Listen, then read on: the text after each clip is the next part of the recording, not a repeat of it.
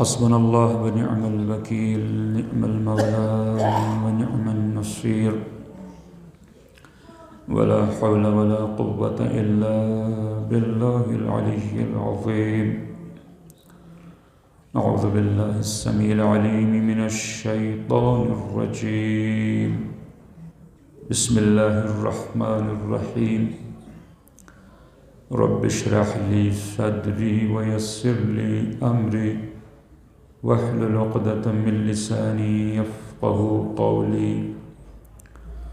الحمد لله رب العالمين، الرحمن الرحيم، مالك يوم الدين، والصلاة والسلام على أشرف الأنبياء والمرسلين، سيدنا ومولانا أبي القاسم محمد اللهم صل على محمد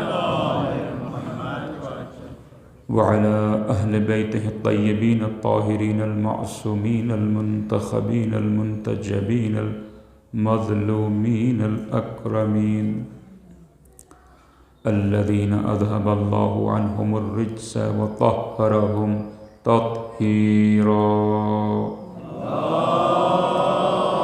اللهم صل على محمد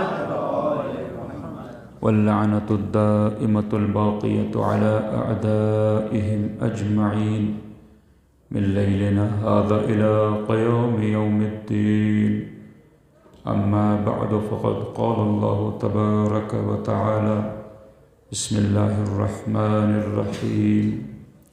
قل إن كنتم تحبون الله فاتبعوني يحببكم الله ويغفر لكم ذنوبكم والله غفور رحيم. صلوات.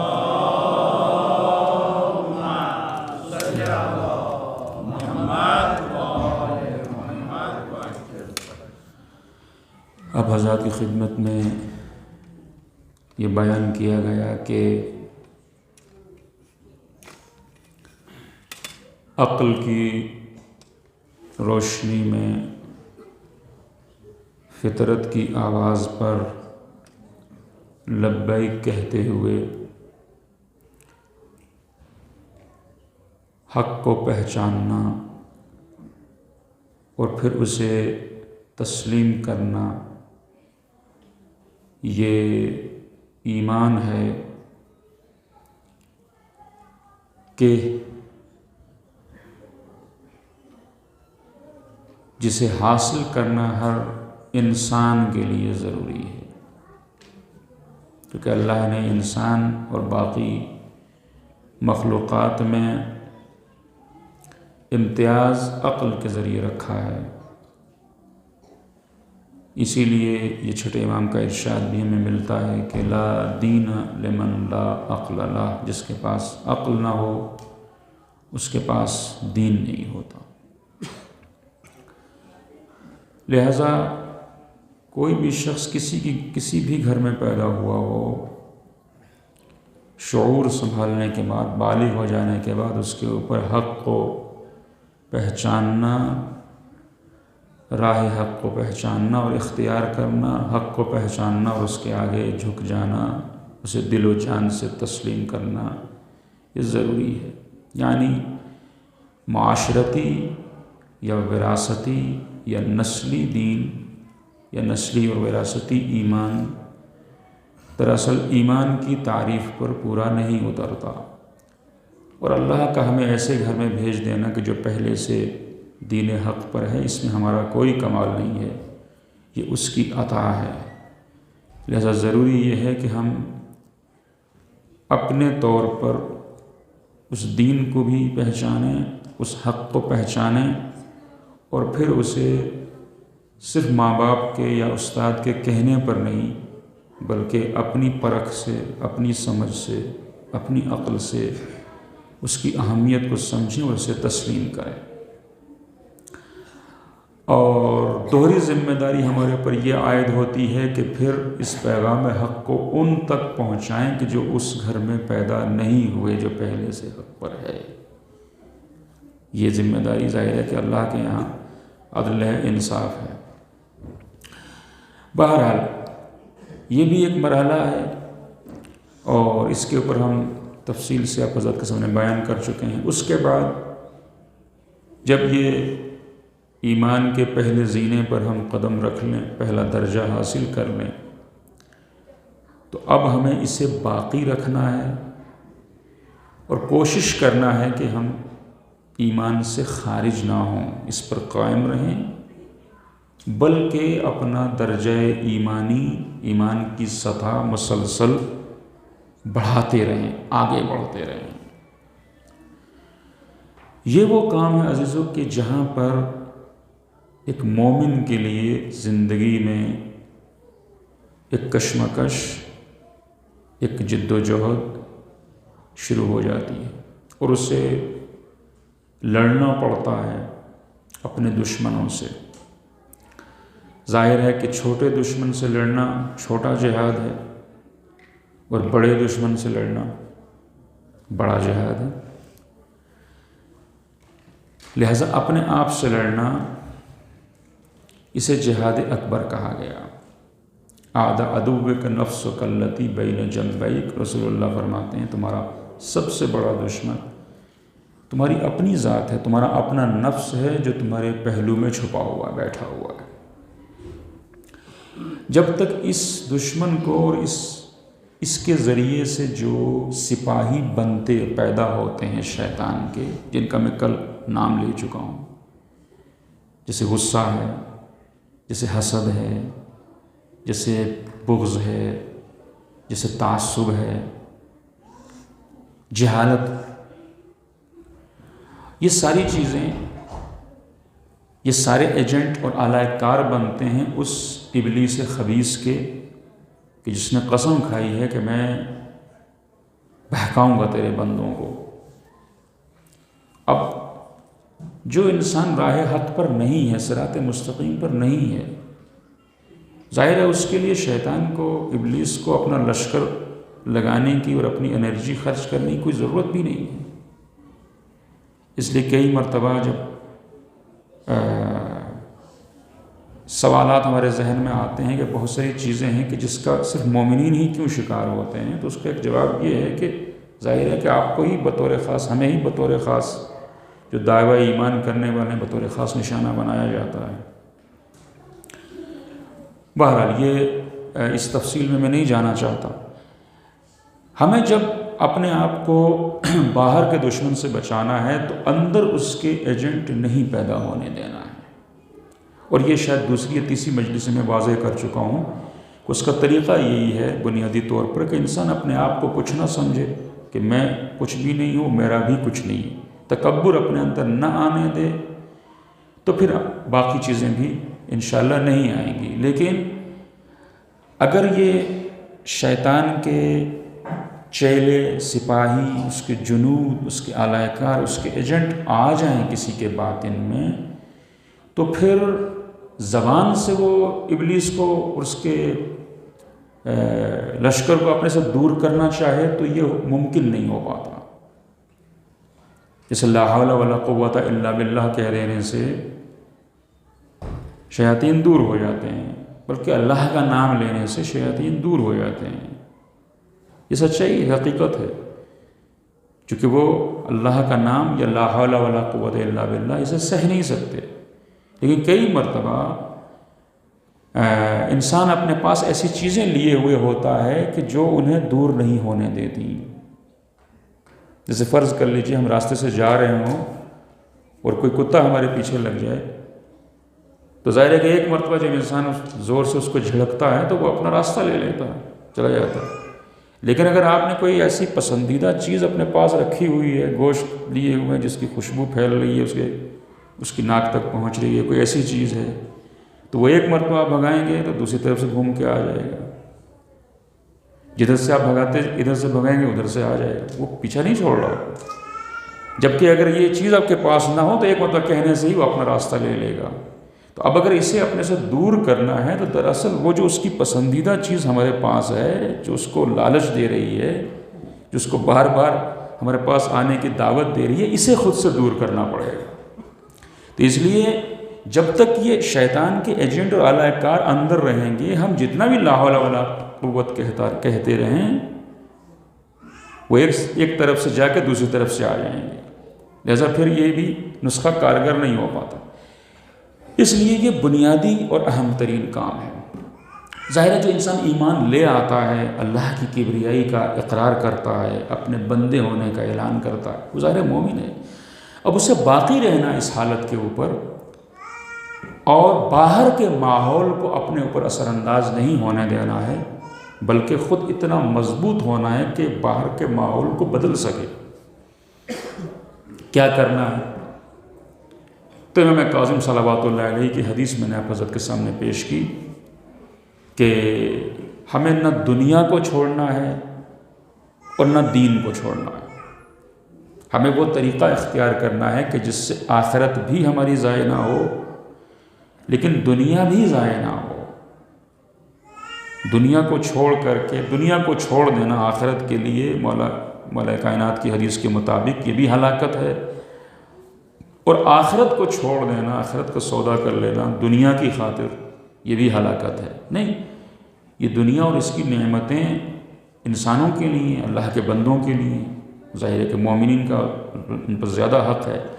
بس اپنا مقصد پیش نظر رکھنا ہے اور دنیا کو آخرت کے حصول کے لیے، آخرت کی تعمیر کے لیے استعمال کرنا ہے، اور وہ بہترین تجارت کر لینا ہے کہ فانی کو، فنا ہو جانے والی چیز کو دے کر کے باقی رہ جانے والی جنت حاصل کر لینا۔ یہ انسان کی کامیابی ہے۔ تو جب ایک وقت ہمارا معین ہوگا کہ جس میں ہم اللہ سے مناجات کریں گے، ظاہر ہے کہ جو کچھ بھی ہمیں پریشانیاں ہیں، مسائل ہیں، وہ ہم اللہ سے بات کریں گے۔ مناجات کا مطلب یہی ہوتا ہے کہ وہ بات کہ جو بطور خاص کی جائے۔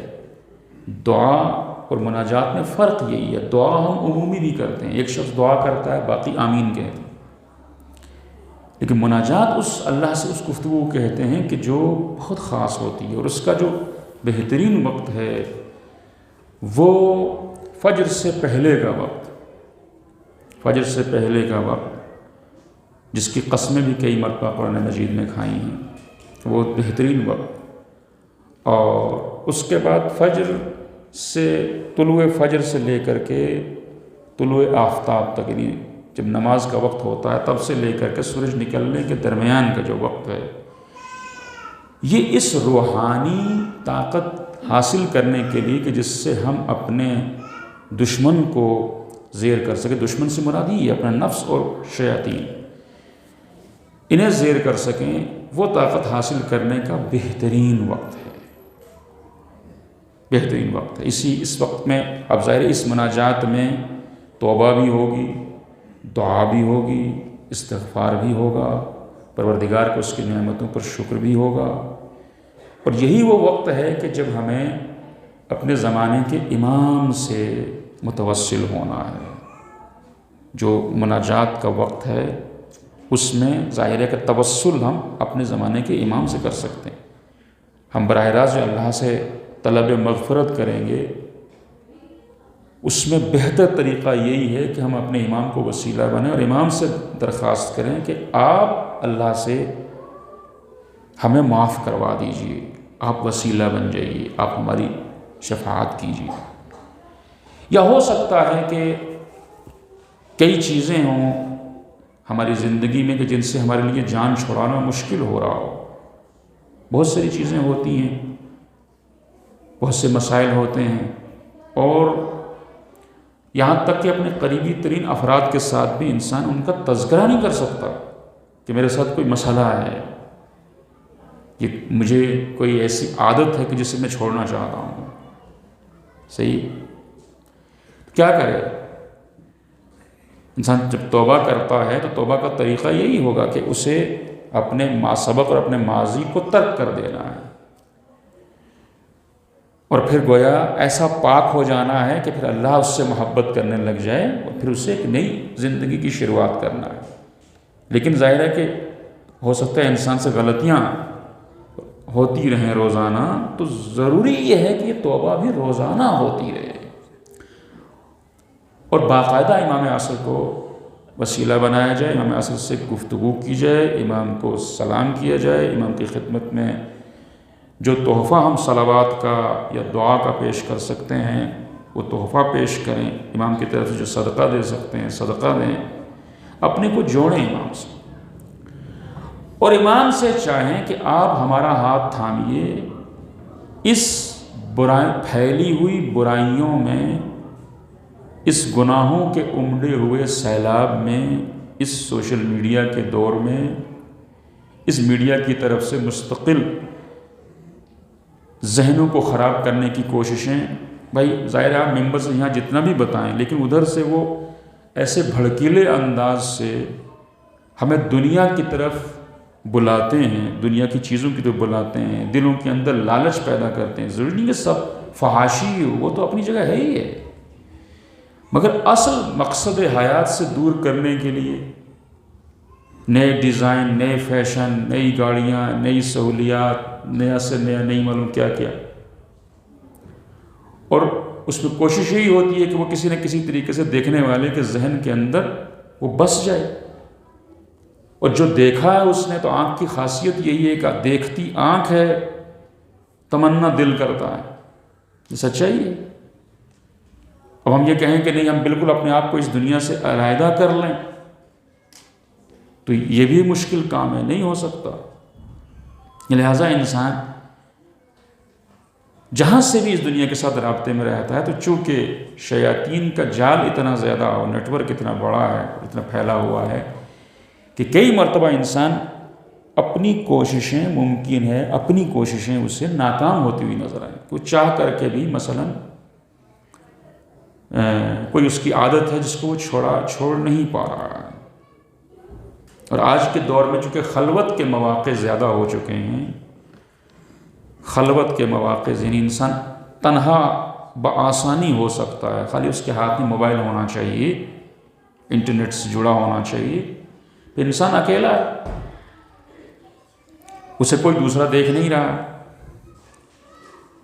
اور کافی ہے ایک موبائل ایک مومن سے اس کا ایمان چھیننے کے لیے، کافی ہے کہ نہیں؟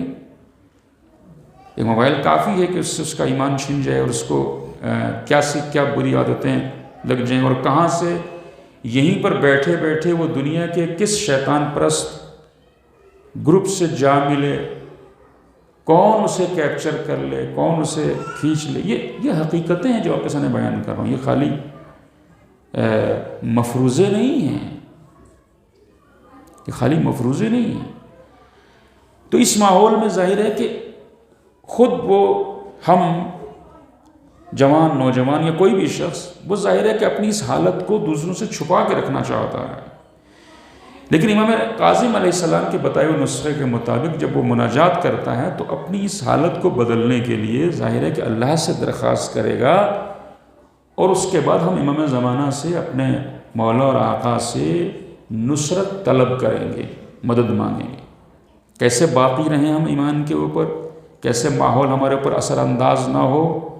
تو اسے علامہ جوادی، ذیشان حیدر جوادی رحمۃ اللہ علیہ اپنی ذکر و فکر میں بہت ہی حسین الفاظ میں لکھتے ہیں، اسی سورہ عصر کے ذیل میں کہتے ہیں قرآن مجید نے عصر کی قسم کھائی ہے، زمانے کی قسم کھائی ہے کہ والعصر ان الانسان لفی خسر، زمانے کی قسم ہے کہ انسان گھاٹے میں ہے۔ تو وہ لکھتے ہیں کہ شاید مراد یہ ہو کہ اگر تم حالات زمانہ کے ساتھ، زمانے کے حالات کے ساتھ، یہی جو آج کے ہمارے زمانے کے حالات ہیں، ان کے حوالے اپنے کو کر دو گے کہ جیسا دیس ویسا بھیس، زمانے کے تابع ہو جاؤ گے، زمانے کے ساتھ اپنے کو ایڈجسٹ کر لو گے، تو جب تک اپنے آپ کو زمانے کے اور حالات کے سپرد کیے رہو گے تب تک گھاٹے میں رہو گے، لیکن اگر زمانے اور حالات کے عصر کے چنگل سے خود کو نکال کے صاحب العصر کے حوالے کر دو گے تو کامیاب ہو جاؤ گے، تو خسارے والوں کی فہرست سے باہر ہو جائے گے۔ تو زمانے سے بچنا ہے زمانے میں پھیلے ہوئے برائیوں کے طوفان سے بچنا ہے، ان آندھیوں سے بچنا ہے، اس سیلاب سے خود کو محفوظ کرنا ہے، تو سہارا زمانے کا امام ہے اور کوئی سہارا نہیں ہے۔ کیونکہ یہ چیزیں جو میں نے آپ کے سامنے صورتحال پیش کی ہے، اس میں انسان کسی کو شامل کرنا ہی نہیں چاہتا کہ اسے پتہ چلے۔ اچھا ہاں، ایسا ہوا کئی مرتبہ جب میں نے اس طریقے سے گفتگو کی تو کچھ بچے، کچھ نوجوان خصوصی طور کے اوپر پھر وہ اس حقیر کے پاس آئے کہ آپ ہمیں راستہ بتائیے، کچھ ہمارے مسائل ہیں، لیکن اس کے لیے بھی ہمت چاہیے، اس کے لیے بھی ہمت چاہیے، ہر ایک یہ نہیں کر سکتا۔ لہٰذا عزیزو، جو ہم اپنی دکانوں کے اوپر لکھیں، گھروں کے اوپر، یا پیشانی کے پٹی باندھیں یا صاحب الزمان ادرکنی،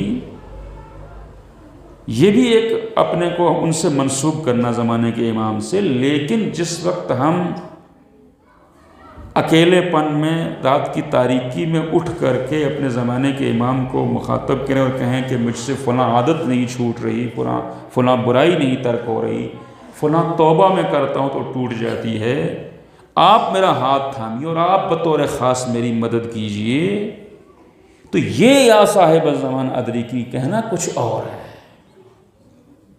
اور کیا آپ نے پیشانی پر لکھنا یہ الگ بات ہے، اور اس طرح سے اپنے امام سے توسل کرنا اور مدد مانگنا۔ اور فرق بھی یہاں سے ہے کہ جب ہم آپ سے راہ ہدایت میں نصرت مانگیں گے اور باقی تمام چیزوں جو ہم سے مدد مانگتے ہیں، ظاہر ٹھوکر لگتی ہے تو ہم کہتے ہیں یا صاحب الزمان یا علی مدد، کہتے ہیں کہ نہیں کہتے؟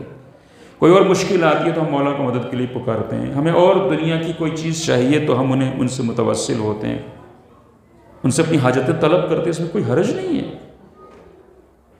بلکہ روایت میں ملتا ہے کہ دسترخوان کا نمک بھی ہم سے مانگو، کوئی حرج والی بات نہیں۔ لیکن فرض کر لیجئے کہ ہمارے کوئی دوست ہوں اور ان سے ہم اپنا کوئی کام کہیں کہ مجھے فلاں چیز لا دیجئے یا میرا یہ کام کر دیجئے، اور وہ اپنی محبت کی بنیاد کے اوپر مجھ پر جو وہ مہربان ہیں وہ اپنا کام کر دیں، لیکن وہ کام کرنا ان کے لیے، وہ کر دیں، ان کی مہربانی ہوتی ہے، صحیح ہے، ان کی مہربانی ہوتی ہے۔ لیکن فرض کر لیجئے وہی جو ہمارے دوست ہیں، عزیز ہیں، وہ معلم ہوں، پڑھاتے ہوں، شعبہ تعلیم سے وابستہ ہوں، اور ان کے تعلیم گاہ میں، ان کے اسکول میں ہمارا بچہ زیر تعلیم ہو، تو اب جب ہم ان سے اپنے بچے کی تعلیم سے متعلق کوئی بات کہیں، کوئی مطالبہ کریں کہ آپ ہمارے بچے کو ایسے پڑھائیے یا اس چیز کا خیال رکھیے، تو اب وہ جو ہم ان سے کہہ رہے تھے کہ بازار سے آتے ہوئے ہمارے لیے 1 کلو سیب لے آئیے گا، اور وہ لے آئے، وہ جو انہوں نے ہماری مدد کی، وہ مدد کچھ اور ہے۔ یعنی اگر وہ نہ بھی کریں کوئی مسئلہ نہیں، ان کی مرضی ہے، وہ کہہ سکتے ہیں ہمیں ٹائم نہیں ملا، وہ کہہ سکتے ہیں ہمیں جلدی تھی، کہہ سکتے ہیں نا، وہ ضروری تو نہیں ہے۔ لیکن جو ان کا فرض منصبی ہے پڑھانا، جس کی وہ اجرت لیتے ہیں، اس کے لیے وہ کہہ سکتے ہیں کہ میں یہ نہیں کر سکتا، اور کیا آپ نے اس کے لیے کہہ سکتے ہیں وہ کہ نہیں آپ ہم سے یہ نہ کہیے۔ بھائی آپ سے یہ نہیں کہیں گے تو کس سے کہیں گے؟ آگے یہ مثال واضح ہوگی آپ کے سامنے۔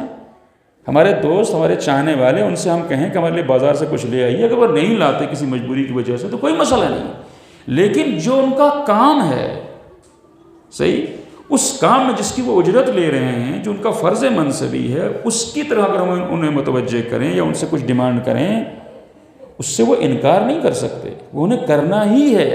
اور کیا آپ نے، لہٰذا ہم اہل بیت اطہار سے، زمانے کے امام سے کچھ بھی حاجت طلب کر سکتے ہیں، جائز، وہ عطا کر دیں، یہ ان کا کرم ہے۔ لیکن ہو سکتا ہے عطا نہ کریں، مصلحت نہ ہو۔ اور کیا آپ نے، ہم رقم مانگیں نہ ملے، گاڑی مانگیں نہ ملے، اور کوئی سہولت مانگیں، کسی امتحان میں کامیابی مانگیں، ہو سکتا ہے نہ ملے، مصلحت نہ ہو۔ لیکن جس وقت رات کی تاریکی میں اکیلے میں ایک نوجوان ان سے لو لگائے، توسل کرے اور ان سے ہدایت مانگے، تو یہ ہو ہی نہیں سکتا کہ یہ حاجت پوری نہ ہو۔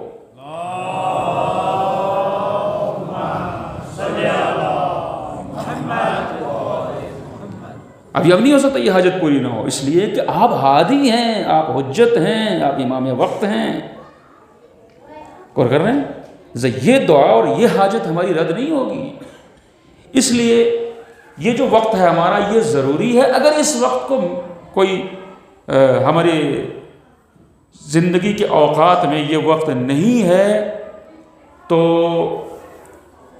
واقعاً پھر مشکل ہو جائے گی. اور واقعاً مختلف مسائل ہیں جو ہمارے سامنے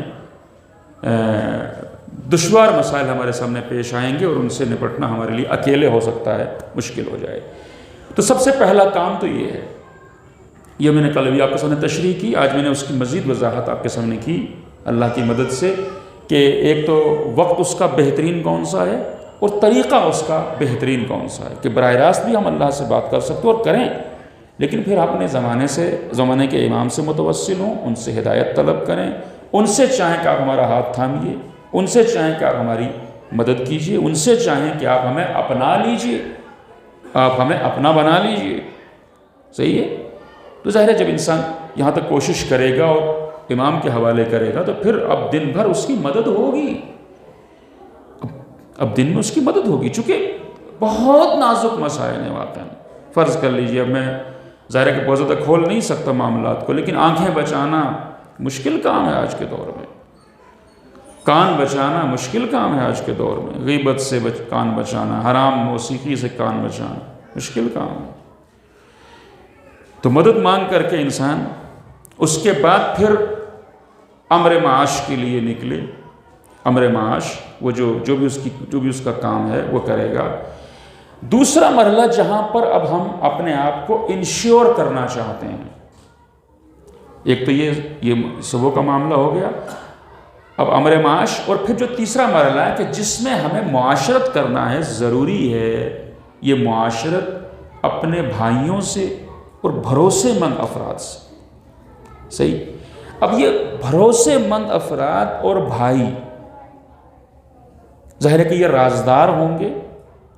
اب جو اپنے طور پر میری انفرادی کوششیں ہیں اس میں مجھے اپنے بھائی مددگار مل جائیں گے، میں ان کی مدد کروں گا، وہ ہماری مدد کریں گے، وہ میری مدد کریں گے، میں ان کی کمیاں انہیں بتاؤں گا، وہ میری کمیاں مجھے بتائیں گے. صحیح؟ متوجہ ہو جائیں گے. تو یہ دو چیزیں نہایت ضروری ہیں ایمان کو بچانے کے لیے آج کے دور میں، بہت زیادہ ضروری ہے. امام زمانہ سے اپنے آپ کو جوڑنا، اس کے سوا ہمارے پاس کوئی چارہ نہیں، اس کے سوا ہمارے پاس کوئی چارہ نہیں ہے. اس کے بعد میں نے آپ کی خدمت میں عرض کیا تھا کہ امر معاش میں ہمارے ساتھ جو شیاطین نے جال بچھایا ہے وہ یہ ہے، امر معاش سمجھتے ہیں نا، معیشت، کمانا. صحیح؟ کیریئر، روزگار، پیشہ. دشمنوں نے ہمارے ساتھ یہ کھیل کھیلا ہے کہ انسان مرتے وقت تک بس 2 روٹی حاصل کرنے کی ہی تگ و دو میں لگا رہے. یعنی بچہ جب اسکول پڑھنے کے لیے جائے تب سے اس کے سامنے ایک ہی مقصد ہو کہ پڑھ لکھ کر کے کچھ وہ بن جائے گا، اور اس کے بعد کیا کرے گا؟ کمائے گا. لہٰذا جو باقی چیزیں ہیں، یہ جو آپ کی خدمت عرض کی میں نے، اس کے لیے اس کے پاس وقت نہیں بچتا، وقت نہیں بچتا ہے. اپنے لیے بھی اس کے پاس وقت نہیں بچتا ہے، جبکہ امام نے یہ فرمایا کہ تم جو اپنے لیے وقت معین کرو گے اس کے ذریعے سے تمہیں یہ باقی سارے کام کرنے میں مدد ملے گی. اب یہ کل بیان کر چکا ہوں اس لیے میں اس کی زیادہ وضاحت نہیں کر رہا ہوں. وہ وقت بھی انسان کے پاس نہیں بچتا. اور پھر رات کو دیر تک فضول کاموں میں، یا ہو سکتا ہے میری نظر میں کوئی مفید کام بھی، اس کے لیے جاگنے کا ماحول بنانا، اور نتیجے میں فجر کے عظیم وقت کا انسان کے ہاتھ سے نکل جانا، یا فجر سے پہلے کے سحر کے وقت کا انسان کے ہاتھ سے نکل جانا، کہ دراصل جو شیاطین کے خلاف اور نفس کے خلاف تیاری کا وقت ہے، اس وقت کا ضائع ہو جانا، اس وقت انسان کا سوتے رہنا اور بمشکل نماز فجر ادا کر پانا، یہ اس کو آپ اگر سمجھنے کی کوشش کریں تو یہ، یعنی اب میں ساری چیزیں ممبر سے بیان نہیں کر سکتا ہوں. دشمن نے تو یہاں تک تیاری کی ہے کہ جس وقت آپ مجلس میں بیٹھتے ہیں، آپ امام حسین کے لیے روتے ہیں، یہ جب آپ قرآن مجید کی تلاوت کرتے ہیں، وہ قرآن مجید تلاوت کر کے آپ کو مزہ آتا ہے، تو وہ جو روحانی سکون آپ کو حاصل ہوتا ہے مجلس میں، وہ جو روحانی سکون آپ کو تلاوت وقت حاصل ہوتا ہے، اس وقت آپ کا کون سا ہارمون ہے جو ریلیز ہوتا ہے؟ آپ کا کون سا ہارمون ہے جو ریلیز ہوتا ہے جس سے آپ کو اب دین کی طرف آتے ہیں؟ اور ہو سکتا ہے اس نے یہ پروجیکٹ کسی ایسے ہی اپنے شخص کے حوالے کیا ہو، اس کو تو پتہ نہیں ہے کس لیے یہ کام ہو رہا ہے، کہ جو قرآن پڑھنے والا ہو، جو مجلس میں شریک ہونے والا ہو، کون سا ہارمون ریلیز ہوتا ہے؟ اور پھر کرنا کیا ہے؟ ایسی غذائیں بازار میں اتارنی ہے، ایسی خوراک بازار میں اتارنی ہے کہ جس کو اگر کوئی لگاتار کھاتا رہے، اور خوراک کا اثر کچھ کا جلدی ہو جاتا ہے اور کچھ 40 دن میں تو اثر ہوتا ہی ہے۔ لگاتار اگر ایک چیز انسان استعمال کرتا رہے، چلیے یہ بات بھی ہم یہاں سے سمجھ لیجئے، کئی مرتبہ ہم سنتے ہیں کہ فلاں چیز سے فائدہ ہوتا ہے، مثلا اخروٹ کھانے سے دماغ تیز ہوتا ہے، حافظہ بڑھتا ہے، تو ایک دن کھانے سے نہیں، وہ ایک معین مقدار میں 40 دن تک جب انسان اس کو جاری رکھے گا تو اس کا اثر ظاہر ہوگا۔ تو خوراک ایسی کہ جس کی بعد وہ ہارمون ریلیز نہ ہو یا بہت کم ریلیز ہو، نتیجہ اب تلاوت میں مزہ نہیں آئے گا، ہارمون ریلیز نہیں ہوا، اب مجلس میں آنے کا شوق نہیں رہے گا، اب وہ خود انسان محسوس کر رہا ہوگا کہ میرے اندر وہ پہلے جیسی چیز نہیں رہی۔ تو قرآن مجید کے حکم ملتا ہے کہ انسان کو دیکھنا چاہیے اپنی خوراک کی طرف کہ وہ کھا کیا رہا ہے، وہ کیا چیز ہے وہ کھا رہا ہے۔ بس میں اس سے زیادہ اس بات کو کھول نہیں سکتا، لیکن یہ کام ہو رہا ہے۔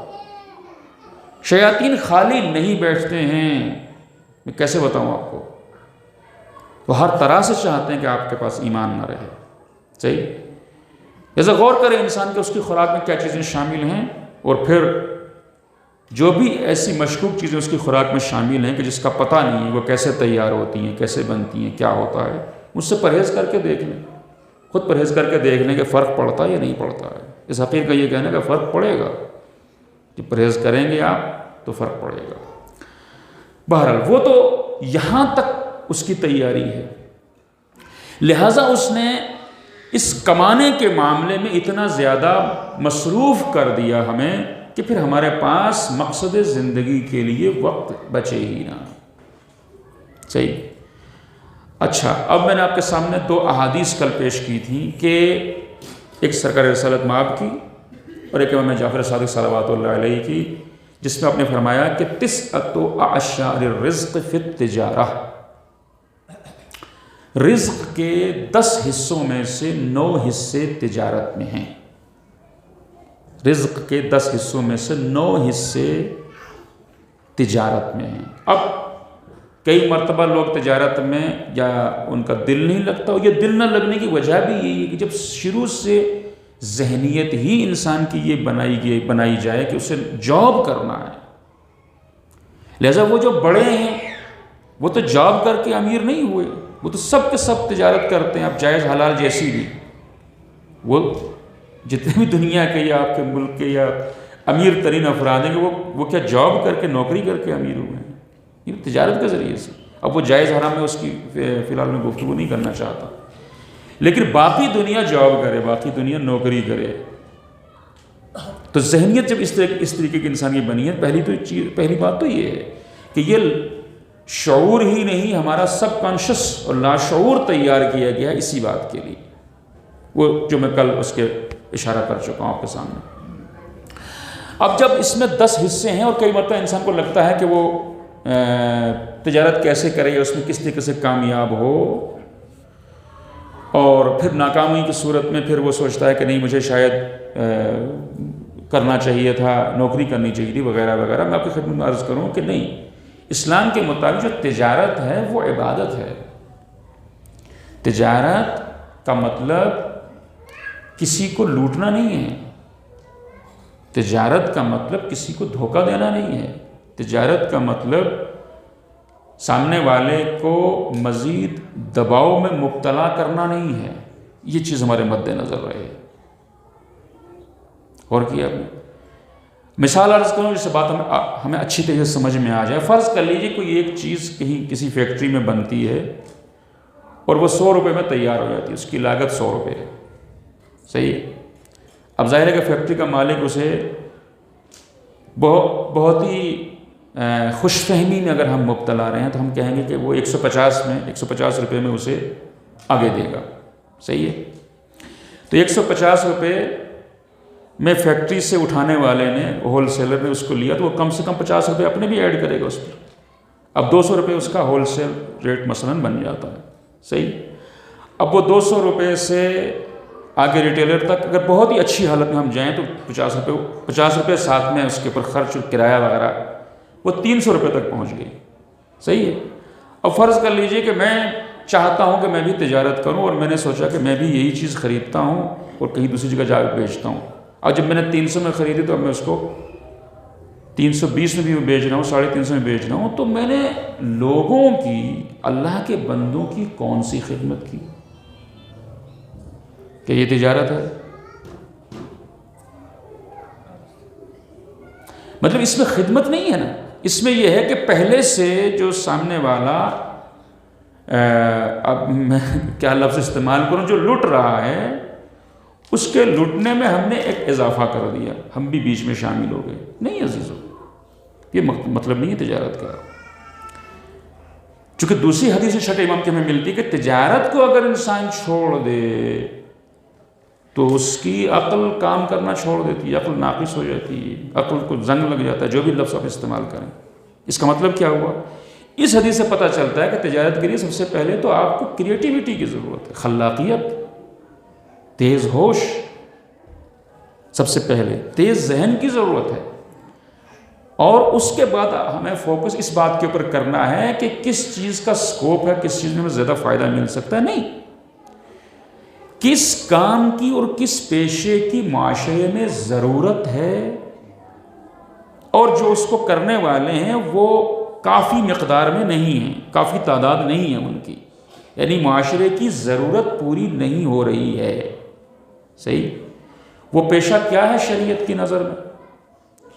وہ پیشہ شریعت کی نظر میں اختیار کرنا واجب کفائی ہے، واجب ہے، جسے نماز جنازہ واجب کفائی ہوتی ہے کہ سب پر واجب ہے، لیکن کوئی ایک بھی پڑھ دے گا تو باقی سے ساخط ہو جائے گی۔ لہذا وہ پیشہ کہ جس کی سماج میں ضرورت ہے اور ضرورت پوری نہیں ہو رہی ہے، اسے چھوڑ کر کے ہم یہ دیکھیں کہ کہاں سے زیادہ پیسے حاصل ہو سکتے ہیں، نہیں، واجب کفائی ادا نہیں ہوا۔ ہر وہ شخص کہ جو وہ پیشہ اختیار کر سکتا ہے اس کے اوپر وہ واجب ہے اسے اختیار کرنا تاکہ معاشرے کی ضرورت پوری ہو سکے۔ لہذا سکوپ بھی جو دیکھنا ہے ہمیں وہ اس لحاظ سے دیکھنا ہے، صحیح۔ خلاقیت، دوسرا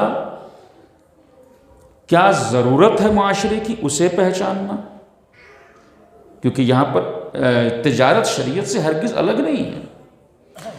اسے پہچاننے کے بعد فوکس اس بات کے اوپر ہونا کہ ہم سامنے والے کے لیے آسانی پیدا کریں، خریدار کے لیے، اس کے لیے مزید مشکل پیدا نہ کریں۔ جب ہمارا فوکس یہ ہوگا کہ خریدار کی آسانی کے ذریعے سے میری کمائی ہو تو یہ تجارت کبھی ناکام نہیں ہوگی۔ لیکن اگر خریدار کے اوپر دباؤ کے ذریعے سے، خریدار کے اوپر زیادہ قیمت کے ذریعے سے، خریدار کے ساتھ کسی فراڈ کے ذریعے سے یا وغیرہ وغیرہ جو بھی ہے، اس میں اگر انسان کی کمائی چھپی ہوئی ہے تو رسول اللہ کا ارشاد ملتا ہے کہ حرام کبھی نمو نہیں کرتا، حرام گرو نہیں کرتا۔ اس سے یہ بھی پتہ چلتا ہے کہ انسان کا جو سرمایہ ہے، رأس المال، رأس جسے کہتے ہیں آپ، انویسٹمنٹ ہے، اس کا حلال ہونا ضروری ہے، اور اس کے حقوق ادا ہوئے ہونا ضروری ہے۔ اور کیا آپ نے تو یہ چند چیزیں ہیں کہ جنہیں مد نظر رکھنا، کریٹیویٹی، چونکہ تیز ذہن، ضرورت کیا ہے، اس ضرورت کو میں کیسے پوری کر سکتا ہوں، دوسرے لوگ اگر کر بھی رہے ہیں میں اس کے اندر کیا تبدیلی لاؤں کہ وہ بہتر طور پر پوری ہو سکے، یعنی فوکس جس چیز پر کرنا ہے وہ پروڈکشن پر، پروڈکشن کے اوپر فوکس کرنا ہے کہ وہ کیا چیز ہے جسے پیش کیا جا سکے کہ جس سے سامنے والے کی معاشرے کی، اللہ کے بندوں کی مشکلیں آسان ہو جائیں. صحیح ہے. چونکہ انسان دو کاموں کے لیے اس دنیا میں آیا ہے، ایک اللہ کی عبادت کے لیے، دوسرے بندگان خدا کی خدمت کے لیے. اور بندگان خدا کی خدمت کا مطلب انسان کے پاس جو ٹیلنٹ ہے اللہ کا دیا ہوا، اس ٹیلنٹ کے مطابق خدمت کرنا، بندوں کے کام آنا، بندوں کے لیے آسانیاں پیدا کرنا. اب میں آپ کی خدمت میں بس ایک، چونکہ ظاہر ہے کہ میں ممبر سے عرض کر چکا ہوں کہ ہمارے اندر تعصب نہیں ہونا چاہیے، اس لیے اس چیز کو آپ زیادہ بہتر طور پر سمجھ سکیں تو میں ایک ریفرنس دے دیتا ہوں. جنید جمشید کا نام سنا ہے آپ نے؟ جنید جمشید کا نام سنا ہے آپ نے؟ جنید جمشید نے کیسے تجارت کی ہے اسے آپ خود سرچ کر لیجئے، اور اگر خود ڈائریکٹ جنید جمشید مرحوم کا کوئی انٹرویو، کوئی اسپیچ مل جائے جس میں وہ یہ بتا رہے ہوں کہ میں نے کیسے تجارت کی ہے، اسے ضرور دیکھ لیجئے. یہ چیز جو حقیر آپ کی خدمت میں عرض کر رہا ہے کہ کیسے دیکھنا کہ معاشرے میں ایک چیز کی کمی ہے، وہ کمی میں کیسے پوری کروں. صحیح. اور پھر میں پروڈکشن کی طرف کیسے جاؤں، انویسٹمنٹ وغیرہ وغیرہ، اور پھر چھوٹے سرمایے سے کیسے تجارت ہو سکتی ہے. اس کو انہوں نے صرف واضح ہی نہیں کیا بلکہ خود کر کے دکھایا ہے. خود کر کے دکھایا ہے کہ بہت چھوٹے پیمانے پر شروعات کر کے پھر کاروبار میں برکت کا عالم یہ ہے کہ جے ڈاٹ باقاعدہ ایک برانڈ ہے اس وقت، ہے کہ نہیں ہے؟ اب یہ آپ خود ان سے معلوم کر لیجیے کہ یہ دیکھ لیجیے، ہیں ان کی ویڈیوز مل جائیں گی. یہ ریسرچ، اس کو ہوم ورک سمجھیے، یہ خود آپ کے لیے. اب پتہ لگائیے کہ کیسے ہے، پتہ چل جائے گا اس سے کہ واقعاً وہ تجارت جو اسلام چاہتا ہے وہ کون سی ہے، اور وہ بزنس جو دنیا والے جسے بزنس کہتے ہیں وہ کیا ہے. ان دونوں میں زمین آسمان کا فرق ہے. تو صلوات بھیجنے پر محمد و آل محمد.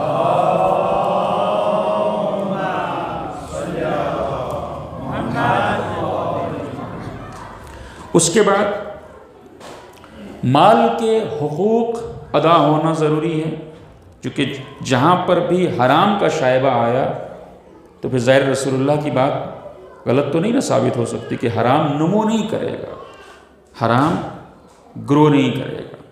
صحیح ہے. حقوق ادا کرنے کے ساتھ ایک بہت بڑا حق جس کی طرف ہماری توجہ نہیں ہوتی. میں کیا کروں، وقت اتنی تیزی سے جاتا ہے کہ مجھے خود سمجھ میں نہیں آتا. آپ پتہ نہیں آپ کے ساتھ ایسا ہوتا نہیں، آپ کو تو مجھے لگتا ہے بہت مشکل سے گزرتا ہوگا. صلوات بھیجے پر محمد و آل محمد.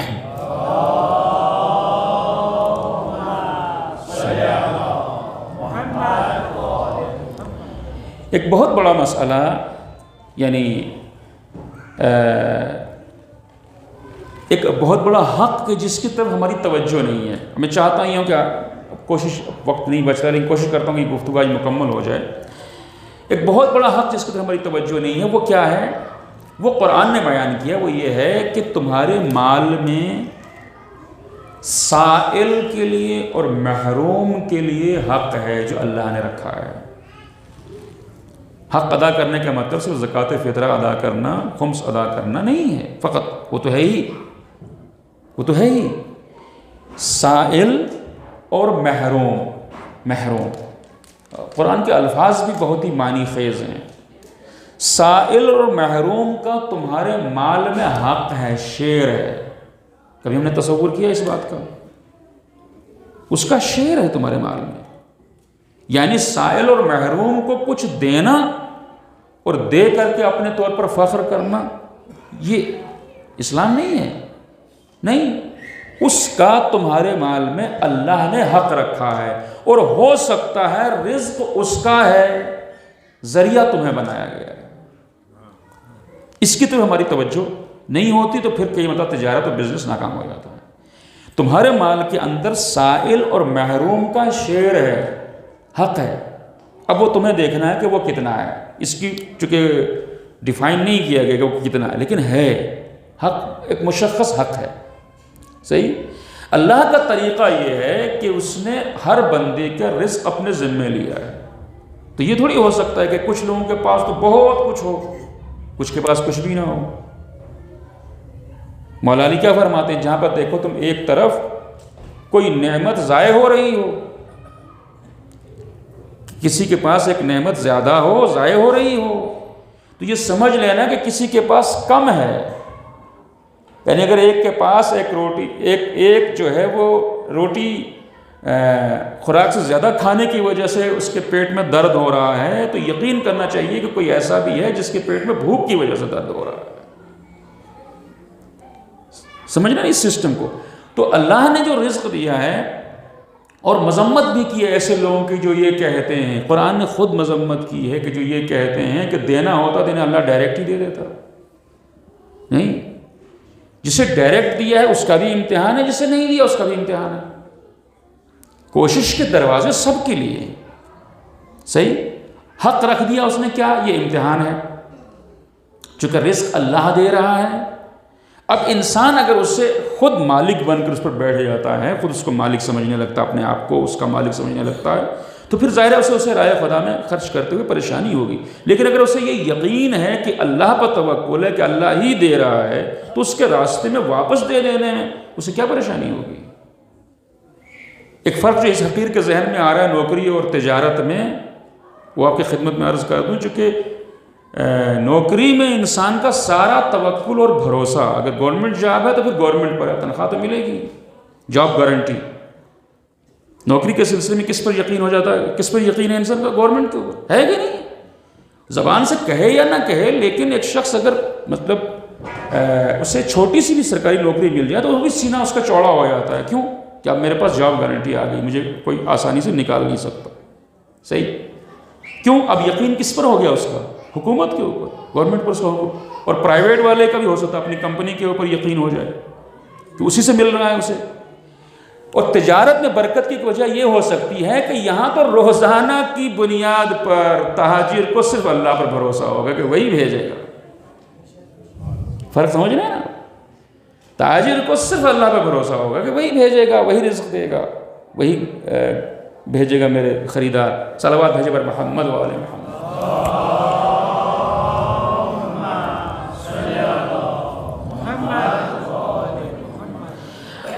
اللہ نے جس وقت کسی بچے کو دنیا میں بھیجتا ہے جب وہ، تو اس بچے کی خوراک اسے نہیں دیتا. اللہ جب دنیا میں کسی بچے کو، بھی توجہ اب سب کی چاہتا ہوں، اللہ جب کسی بچے کو دنیا میں بھیجتا ہے اس کی خوراک ماں کو دیتا ہے. اس کا دودھ، اس کی خوراک ماں کے سینے میں ہے. وہ خوراک کہ جس کا الٹرنیٹ کوئی نہیں ہے. دنیا ماں کے دودھ کے جیسی کوئی چیز آج تک نہیں بنا سکی، اور پھر ہار بھی مان چکے ہیں کہ بچے کے لیے اس سے بہتر کوئی خوراک ہو ہی نہیں سکتی. تو وہ تو بار بار بتا رہا ہے کہ پالنے والے تم نہیں ہو، رب العالمین میں ہوں. یہ اور بات ہے کہ یہ بندہ اس کے بعد بھول جاتا ہے. تو اب یہ میں کیوں عرض کر رہا ہوں کہ ہم یہ سمجھیں کہ پروردگار چاہتا، وہ قادر تھا، خوراک بچے کو ڈائریکٹ دے دیتا. صحیح. بچے کو نہیں دی اس نے، خوراک بچے کی ہے، حق بچے کا ہے، اس کے جیسے کہیں اور خوراک بھی نہیں ہے، مگر اس کا امانت دار اس کی ماں کو بنایا. اور ماں کے اتفاق سے ماں کے کام کی وہ خوراک بالکل نہیں ہے. اور کیا آپ نے، وہ خوراک ماں کے کسی کام کی نہیں ہے. حق بچے کا، رزق بچے کا، دیا ماں کو. اس کا مطلب کیا ہے؟ اس کا مطلب یہ ہے کہ وہ تمام مال جو میری تجوری میں ہے، میری جیب میں ہے، میرے بینک بیلنس میں ہے، ضروری نہیں ہے کہ اس سارے پر میرا حق ہو سکتا ہے وہ رزق کسی اور کا ہو، دیا مجھے ہو.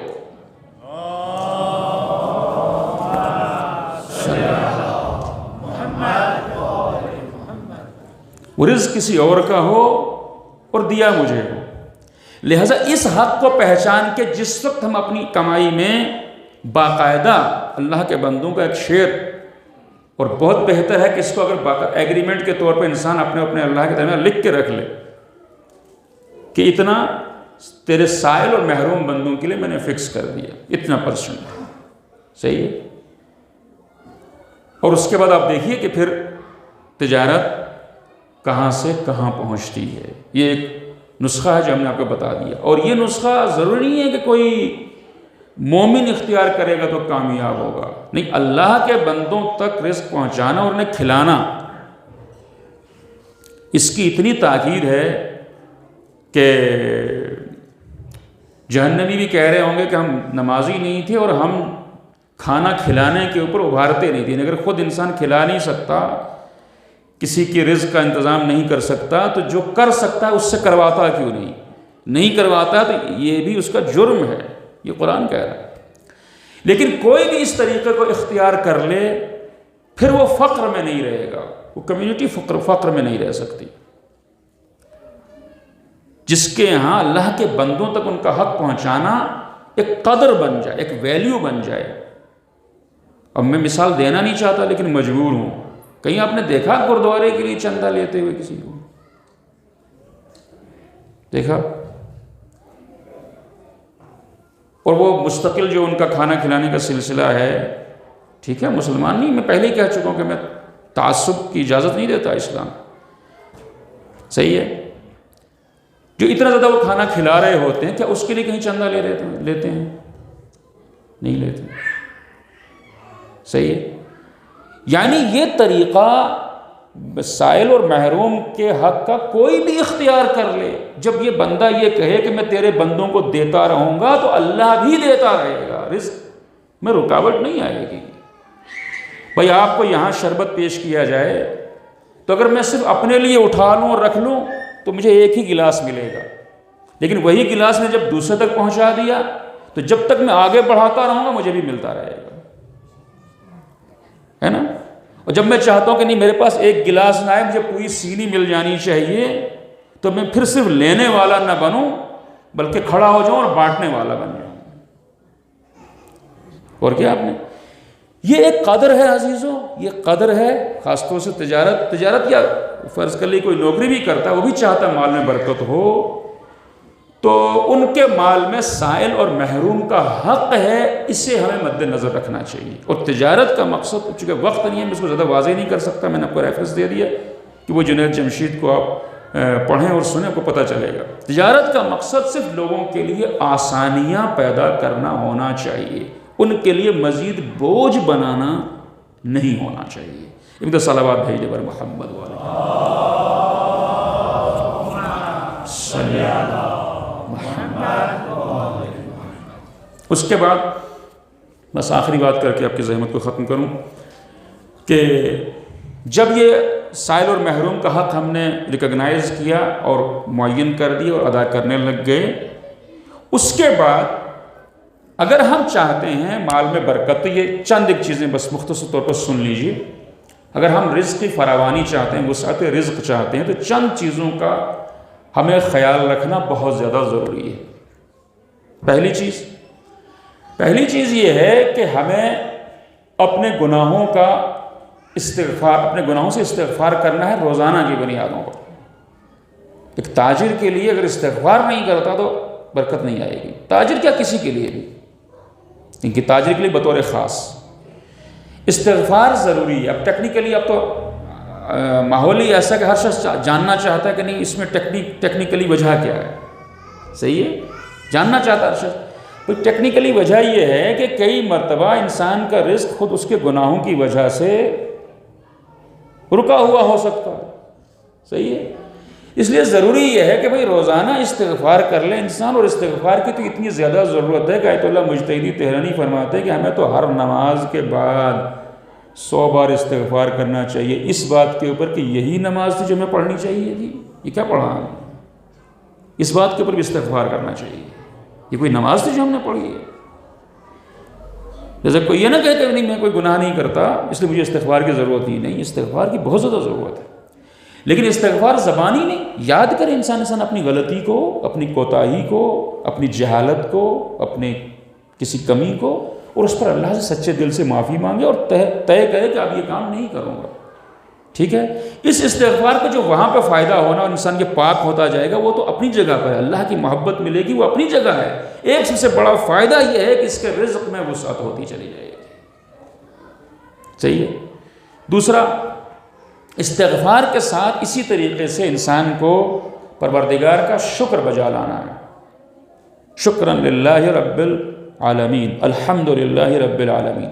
یہ زبانی نہیں، دل سے شکر بجا لانا. کس بات کے اوپر؟ قرآن مجید نے گویا شکایت والا انداز ہے کہ میرے شکر کرنے والے بندے کم ہیں، شکر نہیں کرتے. بھائی اگر سورج نکل آیا ہے تو شکر کرنے کی ضرورت ہے، بارش ہو رہی ہے تو شکر کرنے کی ضرورت ہے، انسان کو نیا دن مل گیا، زندگی اس کی آگے بڑھی ہے، شکر کی ضرورت ہے، مقام شکر ہے. کون سی چیز ہے جس پر انسان شکر نہ کرے؟ جیسے استغفار ضروری ہے، اسی اعتبار سے شکر ضروری ہے. اس شکر کے نتیجے میں رزق میں اضافہ ہوگا، اور یہ اس نے خود کہا ہے. اس نے خود کہا ہے لَإِن شَكَرْتُمْ لَأَزِيدَنَّكُمْ، تم شکر کرو گے تو میں بڑھاتا جاؤں گا. اب ٹیکنیکل اس کا راز کیا ہے؟ وہ یہ ہے کہ آلریڈی پروردگار نے جو مجھے دے رکھا ہے، یہ آنکھیں میں 10 کروڑ میں بھی نہیں دے سکتا. کسی کو دے سکتا ہوں؟ نہیں دے سکتا. یہ کان، یہ زبان میں کسی کو کروڑوں روپے میں بھی نہیں دے سکتا ہوں. تو جو پہلے سے پروردگار نے نعمتیں دی ہوئی ہیں انہیں میں کنسیڈر ہی نہیں کر رہا ہوں اور کہہ رہا ہوں نہیں اور دے دے. جو اس نے بن مانگے دی ہوئی ہیں وہ ان کی تو میری توجہ ہی نہیں ہے. اور میں کہوں نہیں تو یہ نہیں دے رہا، تو وہ نہیں دے رہا، یہ دے دے وہ نہیں. جو کچھ اس نے دیا ہوا ہے اس کے اوپر ہم پروردگار کا شکر بجا لائیں. یہ شکر بجا لانا نعمتوں میں، رزق میں برکت اور اضافے کا سبب ہے. اس کے بعد کس چیز کا خیال رکھنا ہے؟ توجہ.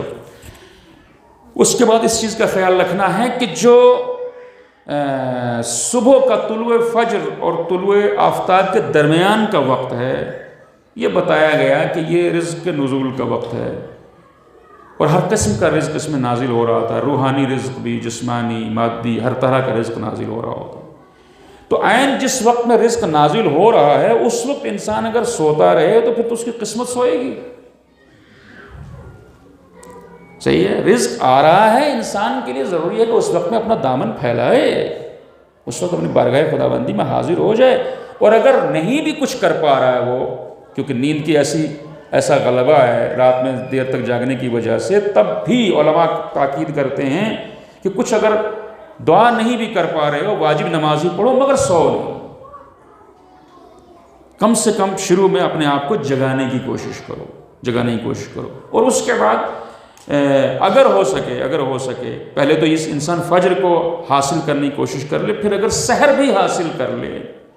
دیکھیے جتنا زیادہ شیاطین کی حرکتیں شدت اختیار کرتی جا رہی ہیں اتنا ہی زیادہ ہمیں روحانی اور معنوی طور کے اوپر طاقتور ہونے کی ضرورت ہے. نہیں تو آخرت بھی جائے گی ہاتھ سے، دنیا بھی جائے گی. صحیح ہے؟ تو فجر کو حاصل کرنے کے بعد پھر ہمیں کوشش کرنا ہے سحر کو حاصل کرنے کی، وقت سحر. تو یہ 2 اوقات وہ ہیں 24 گھنٹے میں اتنے بہترین اوقات ہیں کہ ان میں اگر انسان اللہ کی طرف متوجہ ہے اور وہ جو مناجات کا وقت ہے وہ اسی وقت کو انسان مختص کر دے، جو امام زمانے سے توسل کا وقت ہے وہ اسی وقت کو مختص کر دے، اب فائدہ یہ ہوگا کہ اسے رزق کے لیے زیادہ مشقت نہیں اٹھانا پڑے گی. اب اسے زیادہ بھاگ دوڑ نہیں کرنا پڑے گی. اگر رزق اس کے پاس کم بھی ہوگا تو اس میں برکت ہوگی، اور اگر زیادہ کی ضرورت ہوگی تو جتنی ضرورت ہوگی اتنا اس کا رزق میں اضافہ ہوتا چلا جائے گا. اللہ سے تجارت کی ضرورت ہے. کئی مرتبہ اگر مال میں کمی ہو تو اللہ سے تجارت کی ضرورت ہے. یعنی وہی وقت ہوتا ہے انسان کے امتحان کا کہ تب راہ خدا میں کچھ خرچ کر دیا جائے. تو کیا ہوگا؟ اللہ کا وعدہ ہے کہ وہ 10 گنا لوٹا دیتا ہے. تو تجارت بندوں سے انسان عام حالات میں کرے، مشکل حالات میں اللہ سے تجارت کر لے. ایک دفعہ صلوات بھیجیں بر محمد و آل محمد.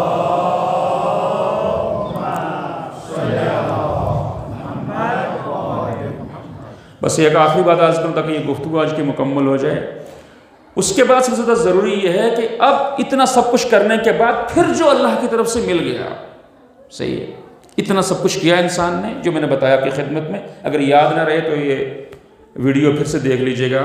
یہ ساری چیزیں کی انسان نے، لیکن اس کے بعد جو کچھ اس سے پروردگار کی طرف سے حاصل ہو گیا اس پر راضی ہو جائے.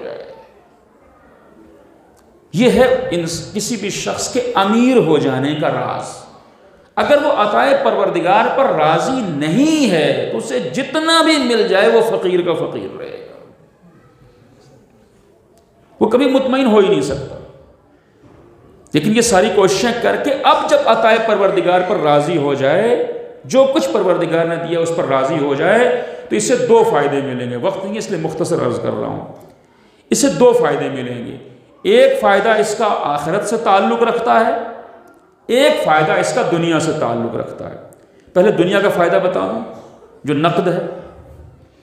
دنیا کا فائدہ یہ ہے کہ مولا کائنات فرماتے ہیں القناعۃ مال لا ينفد، اور یہ بھی میں آج دعویٰ کر سکتا ہوں کہ دنیا کا کوئی دانشور یہ تحفہ ہمیں نہیں دے سکتا۔ سارے یہ تو بتاتے ہیں کہ اپنا خرچ آمدنی کے اندر رکھو، اور امیری کا معیار بھی یہی بتاتے ہیں کہ امیری کا مطلب یہ نہیں ہے کہ انسان کماتا کتنا ہے، امیری کا مطلب یہ ہے کہ انسان خرچ کتنا کرتا ہے۔ صحیح ہے؟ اگر ₹1,00,000 اس کی آمدنی، اچھی خاصی آمدنی، لیکن خرچ 1.25 ہے تو فقیر ہے۔ لیکن آمدنی اگر اس کی 20-25 ہزار ہے، خرچ اسی کے اندر ہے یا اس سے کم ہے، تو وہ فقیر نہیں ہے، وہ مطمئن ہے۔ صحیح ہے؟ لہذا اللہ سے جب ہم دعا کریں تو برکت مانگیں۔ ایسا نہ ہو کہ جتنا پیسہ ہے اتنا ہی اس کے خرچ کے لیے پہلے سے کوئی ہول بن چکا ہو، کوئی گڈھا کھود چکا ہو کہ ادھر آئے گا ادھر دفن ہو جائے گا، چلا جائے گا، تو برکت کہاں رہی پھر؟ جیسا زیادہ مال کی دعا کے ساتھ برکت کی دعا ضروری ہے کہ جو عطا ہو وہ نصیب بھی ہو، جو رزق تو وہی ہے جو نصیب ہو گیا۔ صلوات بھیجے بر محمد وآل محمد صلی اللہ محمد وآل محمد۔ تو دنیاوی فائدہ یہ ہے کہ انسان واقعا مطمئن ہو جائے گا اور انسان امیر ہو جائے گا۔ لیکن یہ بات تو سارے کہتے ہیں۔ مولا نے فرمایا قناعت ایسا مال ہے جو کبھی ختم نہیں ہوتا۔ تو قناعت میں دو چیزیں ہیں، ایک انسان مینجمنٹ سیکھ جائے، البتہ ساری کوششوں کے بعد جو بتا چکا ہوں، ساری رکاوٹیں دور کرنے کے بعد۔ ایسا نہیں کہ انسان کچھ کرے ہی نہ اور پھر کہے کہ جو مل گیا، نہ وہ سارا کچھ جو بتایا میں نے آپ کو، وہ سارا کچھ کر کے پھر جو مل گیا ہے اسی کے اندر اپنے خرچ کو مینج کر لے، پہلا، اور دوسرا جو اللہ نے دیا ہے اس پر راضی رہ جائے، تو یہ قناعت ہے۔ مینج کر لے اور پھر مطمئن ہو جائے، راضی رہ جائے، یہ قناعت ہے۔ مولا فرماتے ہیں یہ ایسی دولت ہے جو کبھی ختم نہیں ہوگی۔ تمہاری آمدنی تو کم ہو سکتی ہے مگر جب تک قناعت ہے تم فقیر نہیں ہو سکتے۔ اور کیا؟ تو یہ ہوگا کیسا؟ یہ اطمینان پیدا کیسے ہو؟ مولا کی حدیث کا یہ حصہ زیادہ پڑھا جاتا ہے، اس کے اگلا حصہ کم بیان ہوتا ہے۔ اگلا حصہ کہ انسان مطمئن کیسے ہوگا کہ جو اسے رزق پروردگار دے رہا ہے۔ ظاہر سی بات ہے، میری گاڑی پرانی ہے، سیکنڈ ہینڈ ہے، چھوٹی سی ہے، دوسرے کی چمچماتی نیا ماڈل دیکھ کر کے کیسے انسان مطمئن رہے؟ دیکھیں نا، یہ حقیقتیں جو آپ کے سامنے بطور مثال عرض کروں، کیسے مطمئن رہے؟ اپنا گھر انسان کا کچا ہے، اس میں سہولیات نہیں ہیں، دوسرے کا بہترین عالیشان بنگلہ ہے، ساری سہولیات ہیں، کیسے جو اللہ نے دیا اس کے اوپر مطمئن رہے؟ اور اس کے دل کے اندر کوئی لالچ پیدا نہ ہو، کوئی حسد پیدا نہ ہو، کوئی دوسرے کے مال کو دیکھ کے کچھ اس کے اندر دل میں کوئی تبدیلی نہ ہے، کیا کرے؟ تو مولا نے آگے اس کا نسخہ بتایا، یہ سن لیجیے۔ وَمَنْ أَكْثَرَ مِنْ ذِكْرِ الْمَوْتِ رَضِيَ مِنَ الدُّنْيَا بِالْيَسِيرِ۔ اس کا طریقہ یہ ہے کہ جیسے باقی ساری چیزیں دیکھ کر کے کچھ دیکھتی ہو تو کچھ یاد آ جاتا ہے، اپنی موت کو کیوں نہیں یاد کرتے؟ اور کیا آپ نے بہترین نسخہ مولا نے بتا دیا کہ دنیا جتنی تمہارے پاس ہے اس پر تم اس صورت میں مطمئن ہو جاؤ گے جب تم موت کو زیادہ یاد رکھو گے۔ لہذا اگر دوسرے کے پاس اچھی گاڑی مل جائے، اچھی سہولیات مل جائیں تو انسان کے اوپر کوئی فرق نہیں پڑنے والا، چونکہ اسے پتا ہے جس مٹی کے اندر میں جانے والا ہوں اسی کے اندر یہ بھی جانے والا ہے، کل جو میرا گھر بننے والا ہے وہی اس کا گھر بننے والا ہے۔ یہ درمیان کی چند روزہ زندگی ہے، اسے کثرت مال کے ذریعے سے امتحان دینا پڑ رہا ہے، مجھے کم مال کے ذریعے امتحان دینا پڑ رہا ہے، تب بھی فائدے میں ہی ہوں۔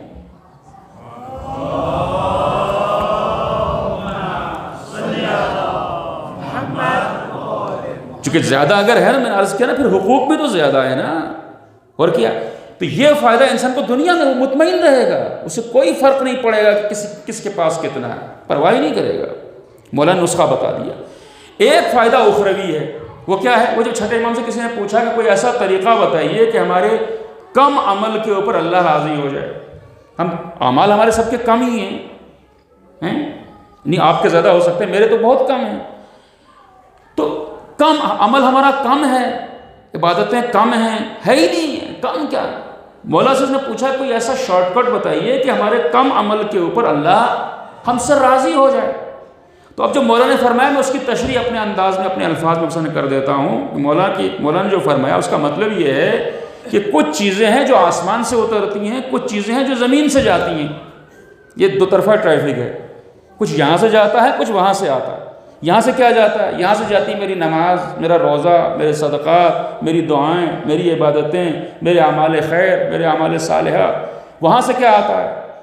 وہاں سے آتا ہے اللہ کا رزق، اس کی رحمت، اس کی برکت، اس کی مغفرت. یہ وہاں سے.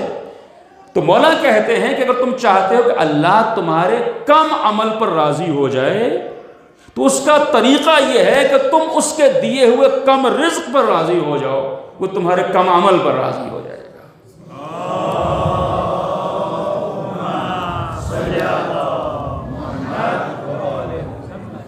اور کیا آپ نے تم کم عمل، تم اس کے رزق پر راضی ہو جاؤ، تمہارے عمل پر راضی ہو جائے گا.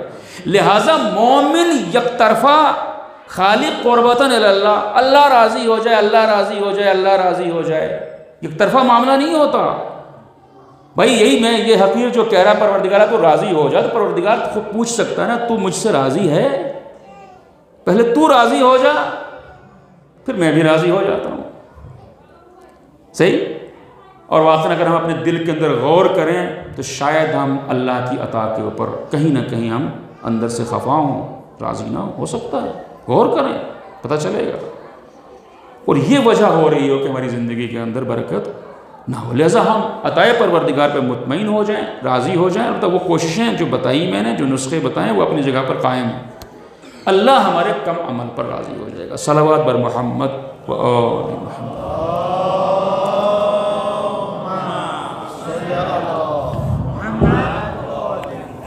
بہرحال عزیزو، یہ ہیں تعلیمات اہل بیت جو واقعاً پوری انسانیت کے لیے ذریعہ نجات ہیں. دنیا والے بھی اپنی تجارت میں کامیابی چاہتے ہیں. میں کسی کا نام نہیں لینا چاہتا، لیکن آپ پڑھ لیجیے دنیا کے مالدار ترین افراد اپنی انکم کا ایک بڑا حصہ خرچ کر رہے ہوتے ہیں. کہاں؟ یتیموں کے اوپر. ڈونیشنز ہیں ان کے کہ نہیں ہیں؟ وہ مجبوری ہے ان کی، اس کے بغیر تجارت چل نہیں سکتی. یہ اللہ کے جو اصول ہیں، جو ویلیوز نے بنائی ہوئی ہیں، وہ سب کے لیے ہیں. لہذا وہی چیز ہمیں بھی اختیار کرنا ہوگی. بہرحال عزیزو، اللہ ہمیں توفیق دے کہ ہم ان تعلیمات کو سمجھیں، ان تعلیمات کو ہم اپنائیں. اور کربلا والوں نے جو ہمیں راستہ دکھایا ہے کہ ہر مصیبت، ہر پریشانی، ہر سختی میں اللہ کی رضا پر راضی رہنا، یہ صرف ہم ممبر سے سن کر کے اور آنسو بہانے تک محدود نہ رکھیں، بلکہ اسے واقعاً اپنی زندگی میں اپنائیں. اور اگر اسے اپنانے میں مشکل ہو رہی ہو تو اپنے زمانے کے امام سے متوسل ہو جائیں، اپنے زمانے کے امام سے توسل کر لیں. ہاں عزیزو، ہر دور میں وقت کا امام ہی زمانے کا مالک ہوتا ہے، زمانے کا مالک ہوتا ہے. اور ہر امام کے زمانے کے حالات مختلف رہے ہیں. ہر امام کے لیے سختیاں رہی ہیں، ہر امام کے لیے مشکلیں رہی ہیں. لیکن جس وقت ہم امام سجاد صلوات اللہ علیہ کی زندگی کا مطالعہ کرتے ہیں تو آپ کے اوپر گزرنے والی مصیبتیں، آپ کے اوپر گزرنے والے مسائل واقعاً کسی بھی انسان کے دل کو تڑپا دینے کے لیے کافی ہیں. عزیز امام سجاد صلوات اللہ علیہ شام میں قید میں ہیں. آپ کو مسجد میں لے جایا جاتا ہے اور مسجد میں پورا مجمع یزید کا طرفدار، امویوں کا طرفدار، ان کے پاس اسلام ہی وہی پہنچا ہے کہ جس کے اندر اہل بیت کے اوپر سب و شتم کیا گیا ہے. انسان جب تصور کرتا ہے، واقعاً تصور کرنا مشکل ہو جاتا ہے کہ ایک قیدی جو وقت کا امام ہے، اسی کے سامنے ایک شخص ممبر پر جائے، ظاہری طور پر جسے ممبر کہا جاتا ہے، اور جانے کے بعد آپ کے منہ پہ، آپ کے سامنے سب و شتم کرنا شروع کر دے آپ کے بابا پر، کہ جنہیں تڑپا تڑپا کے شہید کیا گیا، جو قتیل العبرات ہے، ان پہ سب و شتم کرنا شروع کر دے، انہیں برا بھلا کہنا شروع کر دے، مولا کائنات کو برا بھلا کہنا شروع کر دے۔ لیکن ہاں، رسول اللہ فرماتے ہیں کہ افضل ترین جہاد ظالم حاکم کے سامنے حق بات کہنا ہے۔ اور اس جہاد کی عملی تصویر امام سجاد صلوات اللہ علیہ نے پیش کی کہ جب وہ شخص یہ سارا کچھ کہتا گیا تو امام نے اسے مخاطب کیا اور فرمایا ایھا الخاطب، اسے خطیب نہیں کہا، ایھا الخاطب، اے بولنے والے، تو نے اللہ کی ناراضگی کے ذریعے سے بندے کی رضا خریدنے کی کوشش کی ہے، اللہ کو ناراض کر کے بندے کو راضی کرنا چاہتا ہے تو نے جہنم میں اپنا ٹھکانہ بنا لیا ہے۔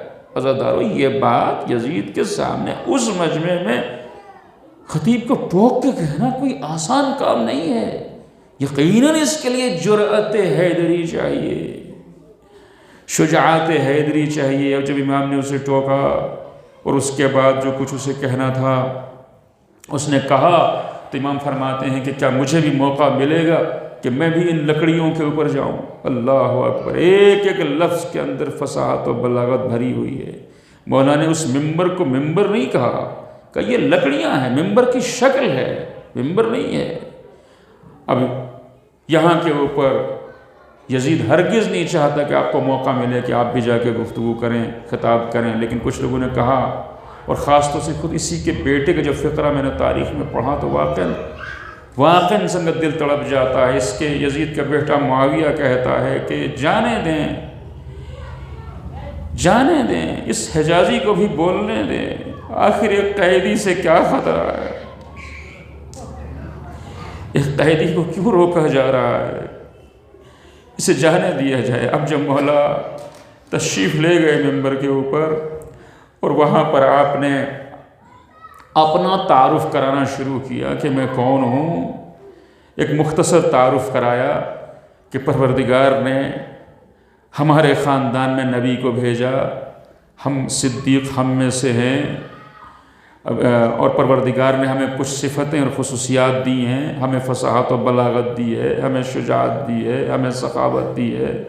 اپنی صفات بیان کی، اپنے خاندان کی صفات بیان کی، اور پھر فرمایا کہ جو مجھے پہچانتا ہے، جو نہیں پہچانتا وہ بھی جان لے کہ یہ زمزم کس کا ہے، یہ مکہ کس کا ہے، یہ مینا کس کا ہے، یہ حرم کس کا ہے۔